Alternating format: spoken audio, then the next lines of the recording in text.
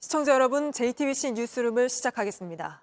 삼성전자 이재용 회장이 경영권 불법 승계 의혹과 관련해 1심에서 무죄를 선고받았습니다.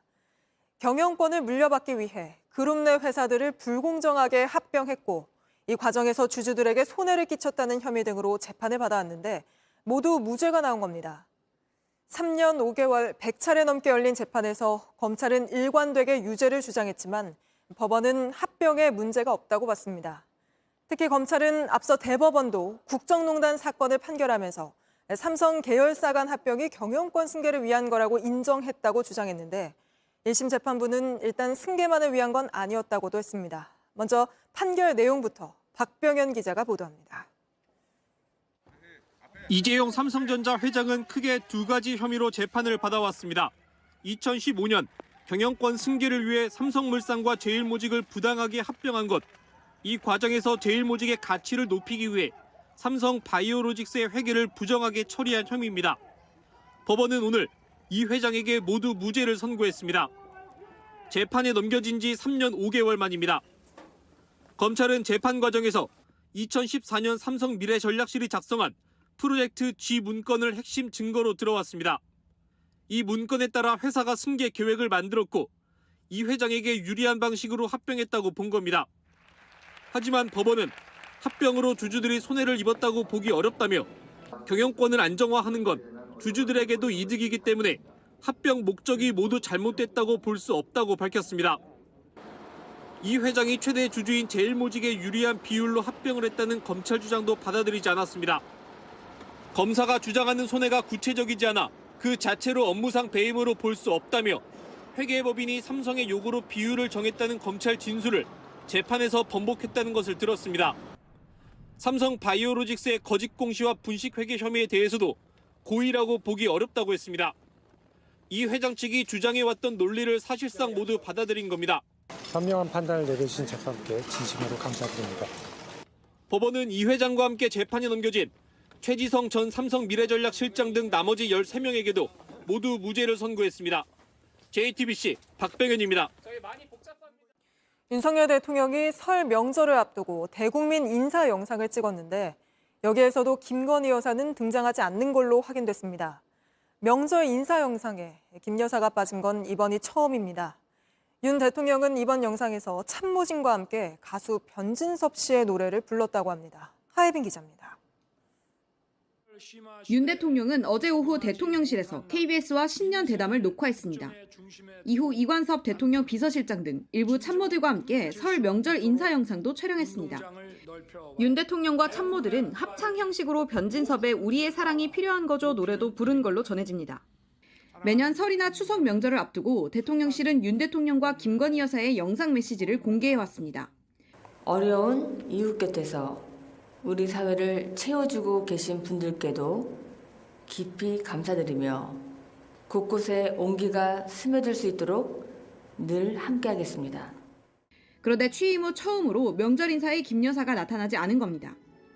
명품백 수수 논란 등 최근 불거진 의혹을 의식해 함께하지 않은 걸로 풀이됩니다. 김 여사는 지난해 12월 네덜란드 국빈 방문 이후 공개석상에 나오지 않고 있습니다. 윤 대통령은 대담에서 김 여사를 둘러싼 논란에 대한 입장도 일부 내놓을 걸로 보입니다. 김 여사의 명품백 수수 경위를 설명하되 함정 취재라는 점도 다시 한번 언급할 가능성이 큰 가운데 이어서 밝힐 입장이 어느 수위일지가 관건입니다. 민주당은 윤 대통령이 생방송 기자회견이 아닌 대담 사전 녹화를 하는 건 소통이 아니라고 비판했습니다. 질문받는 대통령이 되겠다고 약속해놓고 땡뉴 뉴스만 틀어대는 방송사를 지정해 대담을 진행하다니 국민께 부끄럽지도 않습니까? 국민의힘은 윤 대통령의 대담이 국민들의 이해를 돕는 데 도움이 될 거라고 했습니다. 당신의 얘기를 진솔하게 만약에 국민들에게 하셨다면 저는 국민들에게도 그 부분을 진솔하게 진지하게 받아들이실 거다. 대담은 오는 7일, 설 인사 영상은 연휴 중 공개됩니다. JTBC 하혜빈입니다. 서울 강남에서 만취 상태로 운전하다 50대 배달 기사를 치어 숨지게 한 20대 여성이 구속됐습니다.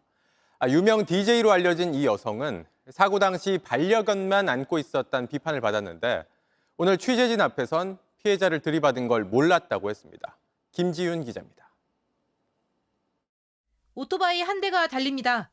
뒤따르던 흰색 승용차가 그대로 들이받습니다. 한 거리가 요란하게 나더라. 병원차 2대 와가지고 인공호흡하고. 지난 3일 새벽 4시 반쯤 서울 논현동의 한 도로에서 50대 남성이 음주운전 차량에 치여 숨졌습니다. 20대 운전자의 당시 혈중 알코올 농도는 면허 취소 수준이었습니다. 사고 직후엔 자신의 반려견을 끌어안고 현장을 지켜보는 듯한 사진도 공개되며 구호 조치를 제대로 하지 않았다는 의혹도 나왔습니다. 오늘 구속영장 실질 심사에 출석한 운전자는 고개를 숙였습니다. 구호 조치도 안 하셨는데 돌아가신 피해자분께 하실 말씀 없으세요? 피해자분 들이받은 거 알고 계셨어요? 경찰서로 견인된 피의자의 차량입니다. 피의자는 오늘 법원에 출석하면서 상대방을 들이받은 줄 몰랐다고 말했지만 이렇게 앞쪽 범퍼가 떨어져 나가고 라이트가 깨진 흔적이 그대로 남아 있습니다. 운전자는 한국과 중국을 오가며 활동해온 유명 DJ로 확인됐습니다. 에이전시 계약이 있긴 있었는데 작년 12월 30일 날 종료가 된 상황이에요. 경찰은 운전자를 상대로 정확한 사고 경위와 구호 조치를 제대로 했는지 등을 조사하고 있습니다. JTBC 김지윤입니다. 고령화 시대 노인들의 쉼터로 흔히 노치원이라 부르는 노인 돌봄센터가 인기인데 더 늘리려 해도 주민들 반대에 가로막히는 경우가 많다고 합니다. 서울의 한 아파트 단지에선 재건축에 도움이 안 된다는 이유로 반대 호소문까지 붙었습니다. 신진 기자가 취재했습니다. 60층 이상 초고층 재건축을 추진 중인 여의도 시범 아파트입니다. 재건축 조건으로 노인 주간 돌봄센터, 이른바 노치원이 들어설 것이란 소식에 주민들은 술렁입니다. 반대한다고 생각했습니다. 한때 일부 소유주들이 아파트 공동 현관마다 호소문을 붙이기도 했습니다. 밤마다 구급차가 출동하고 경찰이 수시로 오갈 것이다. 주변 동네에 저소득층이 주로 사용할 것이다. 700여 명이 모인 단체 카톡방에서 얘기했다는 반대 이유입니다. 아파트 밑에 그것도 60층 제일 좋은 건물 밑에 들어온다는 게 그게 반대냐고. 그러니까 아파트 주위에 들어온 것도 난리치는 판인데. 서울시는 이미 결정이 내려진 사안이라 바꾸려면 심의 절차를 새로 밟아야 한다는 입장입니다. 상당수 주민들은 재건축이 늦어져도 좋으니 노치원 대신 문화센터를 짓는 걸로 다시 논의하자고 주장합니다. 이런 갈등은 낯설지 않습니다.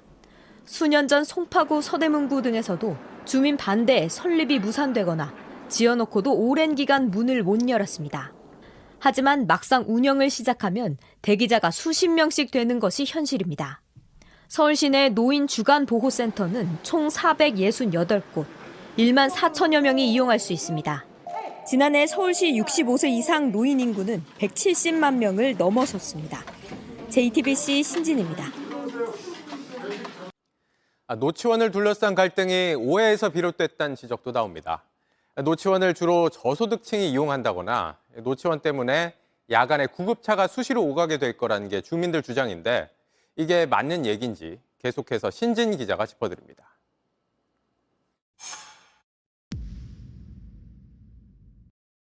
솔직히 저소득층을 주로 많이 이용하게 되지 않을까? 그러면 여기 있는 주민들은 사실 쓸 수가 없어요. 소득과는 전혀 상관이 없습니다.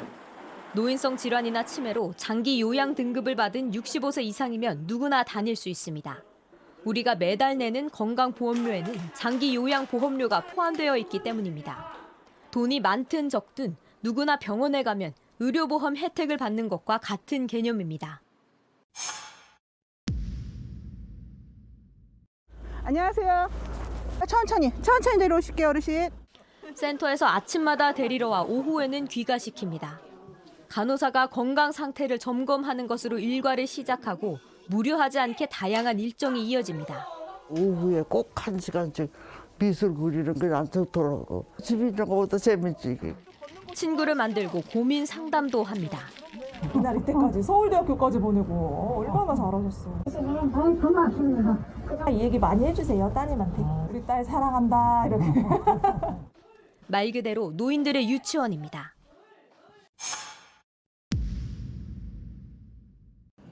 우리 동네, 내 아파트엔 안 되는 이유는 무엇보다 집값이겠지만 달리 생각해볼 필요도 있습니다.